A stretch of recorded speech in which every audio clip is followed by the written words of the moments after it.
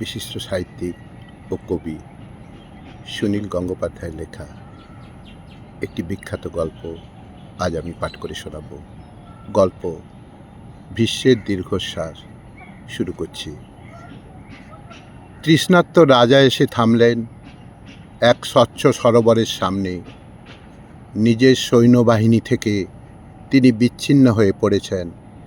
কি যেন মোহ ভর করেছিল তার উপর। তিনি মানুষের কথা ভুলে গিয়ে অরণ্যের শোভায় মুগ্ধ হয়ে চলে এসেছেন গভীর গহনে। রাজা ঘোড়া থেকে নেমে সেই জলাশয়ের ধারে বসে আজলা ভরে জল পান করতে যাবেন, এমন সময় কয়েকটি নারীকণ্ঠ একসঙ্গে বলে উঠল, হে রাজন, এই জল ছুঁয়ো না, তুমি অন্য সরোবরে যাও। রাজা দেখছিলেন তিনটি যুবতী সেই সরোবরে হংসের মতো ভাসছে। হলুদ রেশমের মতো তাদের মুখ, পদ্মপলাশ চক্ষু, উড়ন্ত পাখির মতো ওষ্ঠাধর। রাজা কয়েক মুহূর্ত অপলকভাবে চেয়ে রইলেন। রমণীবিলাসে তিনি কাটিয়েছেন বহু বছর। দেশ বিদেশের বহু নারী তার অঙ্কশায়িনী হয়েছে, কিন্তু তার মনে হলো এই যুবতীত্রয়ী প্রত্যেকেই যেন তিলোত্তমা। একজন বলল, রাজা, আমরা নিরালায় এখানে কেলি করছি। এখানে অবস্থান তোমার উচিত নয়। এই জল তোমার পেয় নয়। শীঘ্র অন্যত্র যাও।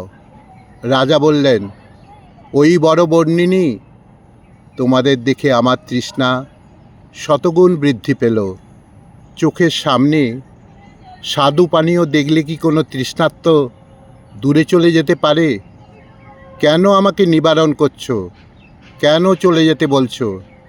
সেই মেয়েটি বলল, রাজা, সব ফুলের ঘ্রাণ নিতে নেই, সব পানীয় পান করা যায় না, সব ফল ভক্ষণ করা ঠিক নয়। এই সরোবর তোমার জন্য নয়, অন্য কোথাও যাও। রাজা বললেন, তোমরা আমার পরিচয় জানো না। রাজাদের নিষেধে বাসনা বেশি বলবান হয়। নিষিদ্ধ বস্তু আমরা জয়সাধ্য মনে করি। আমি অচিরেই তৃষ্ণা মেটাবো। তিন নারী কলকণ্ঠে বলে উঠল, রাজা, নিবৃত্ত হও। তিনি শুনলেন না। তিনি গণ্ডূষ জল পান করলেন। তারপর বস্ত্র খুলে রেখে নেমে পড়লেন সরোবরে। রাজা সন্তরণপটু, ভাবলেন, মেয়েদের অন্তত একজনকে তিনি বাহুবন্ধনে আনতে পারবেন ঠিকই। অপ্সরা হলেও নিষ্কৃতি নেই। যুবতীরা কিন্তু দূরে সরে গেল না, বক্ষ জলে দাঁড়িয়ে হাসতে লাগল। রাজা কাছে আসতেই তারা বলে উঠল, নিয়তি, নিয়তি। রাজা বললেন, কবিতা এবং বনিতা সহজলভ্য হলেও সুখদা নয়। হে সুন্দরী, আমি বলপ্রয়োগ করতে চাই না। আমি তোমাদের রূপ প্রার্থনা করি। তারপর রাজা সেই মেয়েটিকে বক্ষে জড়িয়ে মুখচুম্বন করতে গেলেন, পারলেন না। তার বিচিত্র এক অনুভূতি হলো, শরীরে কিন্তু কোনো শিহরণ নেই।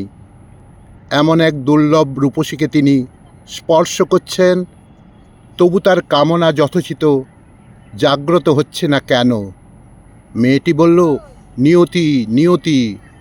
হায় ভূতপূর্ব রাজা, তুমি আর ইহজীবনে কোনো রমণ সুখ পাবে না। রাজা বললেন, কেন? মেয়েটি বলল, নিজের দিকে তাকিয়ে দেখো। রাজা আপন শরীরের দিকে তাকিয়ে আমূল চমকে উঠলেন।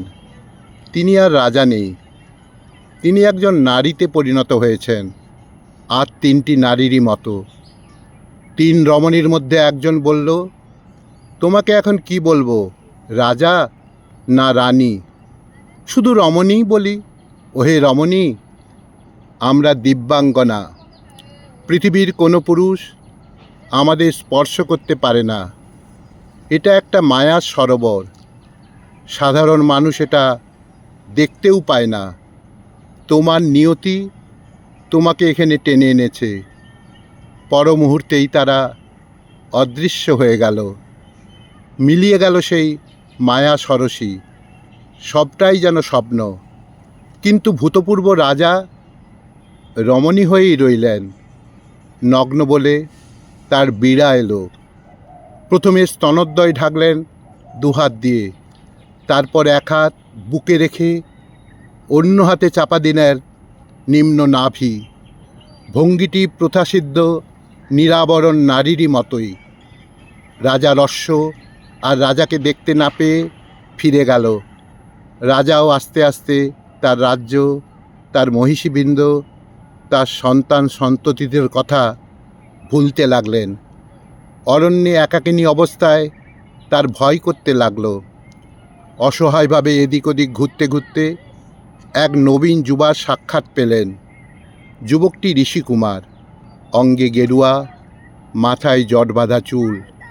যুবকটি এই নবযৌবনা রমণীকে দেখে হতবাক হয়ে তাকিয়ে রইল কিছুক্ষণ। তারপর জিজ্ঞাসা করল, হে অচেনা, তুমি কে? রাজার তখনও স্মরণ আছে তিনি পুরুষ ছিলেন। বললেন, আমি কেউ না। যুবকটি বলল, তোমাকে দেখে আমার এক তপবন বিরুদ্ধ অনুভূতি জাগছে। তুমি কি স্বপ্ন না মায়া, মতিভ্রম না তাবৎ জীবনের গুণফল? রাজা আবার বললেন, আমি কেউ না।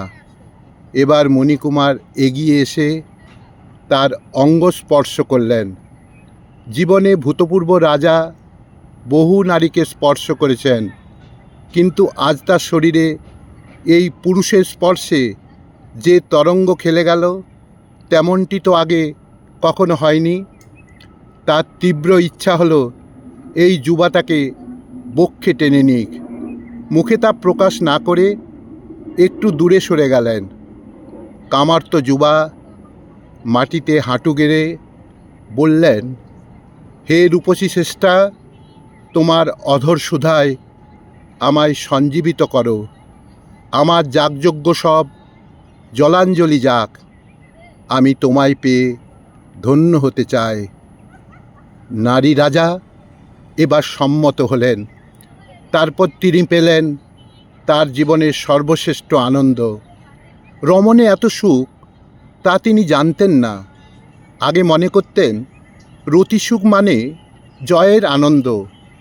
এতকাল তিনি ওপরে থাকতেন, আজ নিচে। পিঠের তলায় যে মাটি কাঁপে, ওপরে আকাশও যে কাঁপে, তা বোধহয় কোনো পুরুষই জানে না।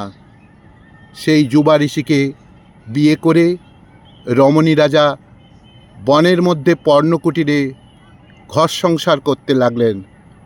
বেশ কয়েক বছর পর সেই রাজার পাত্রমিত্র, মন্ত্রী, সভাসদ খবর পেয়ে সেখানে এসে উপস্থিত হয়ে ঋষিপত্নীর সামনে সসম্মানে অভিবাদন করলেন। মন্ত্রী বললেন, হে আত্মবিস্মৃত রাজা ভগ্নস্বন, আমরা অতি কষ্টে আপনাকে খুঁজে পেয়েছি। ইন্দ্রের সঙ্গে আপনি একবার কলহ করেছিলেন, তাই তিনি আপনার মনে মোহ এনে দিয়ে আপনাকে নারীতে পরিণত করেছেন। আমরা যাগযজ্ঞে ইন্দ্রকে তুষ্ট করেছি। তিনি আপনাকে পূর্বাবস্থায় ফিরিয়ে দিতে রাজি হয়েছেন। ঋষিপত্নী ফিক ফিক করে হাসলেন। মন্ত্রী বললেন, রথ প্রস্তুত, আপনি চলুন। ঋষিপত্নী বললেন, পাগল নাকি? কোনো রমণী কখনো পুরুষ হতে চায়? শরীরের যে কী আনন্দ, তা পুরুষেরা সঠিকভাবে কোনো দিনই টের পেল না। আমি তা পেয়েছি। আমি যেমন আছি চমৎকার আছি। এই আনন্দের তুলনায় রাজ্যপাট অতি তুচ্ছ। আপনারা ফিরে যান। আমার পূর্বের সন্তানদের সিংহাসন দিন। এই পক্ষের সন্তানদের প্রতি আমার স্নেহ অনেক বেশি। তাদের ছেড়ে কোথাও যেতে পারবো না। কুরুক্ষেত্র যুদ্ধ শেষে ভীষ্ম যখন সরসজ্জায় শুয়ে দক্ষিণায়নের প্রতীক্ষা করছিলেন, তখন যুধিষ্ঠির তাকে প্রশ্ন করেছিলেন, আচ্ছা পিতামহ, নারী ও পুরুষের মধ্যে যৌন সুখ কে বেশি পায়? ভীষ্ম বলেছিলেন, তোমাকে আমি ভগ্নশ্বর রাজার উপাখ্যান শোনাচ্ছি। কাহিনীটি শোনাবার আগে ভীষ্ম প্রথমে মৃদুহাস্য করলেন। মনে মনে ভাবলেন, তার এই ধার্মিক নাতিটি সত্যিই বড় গোবেচারা, কাণ্ডজ্ঞান বলে কিছুই নেই। এই প্রশ্ন কি কেউ কখনো মৃত্যু পথযাত্রী জিতেন্দ্রীয় পুরুষকে করে? তারপর ভীষ্মের একটি গভীর দীর্ঘশ্বাস পড়ল, যেন এক বায়ুময় হাহাকার।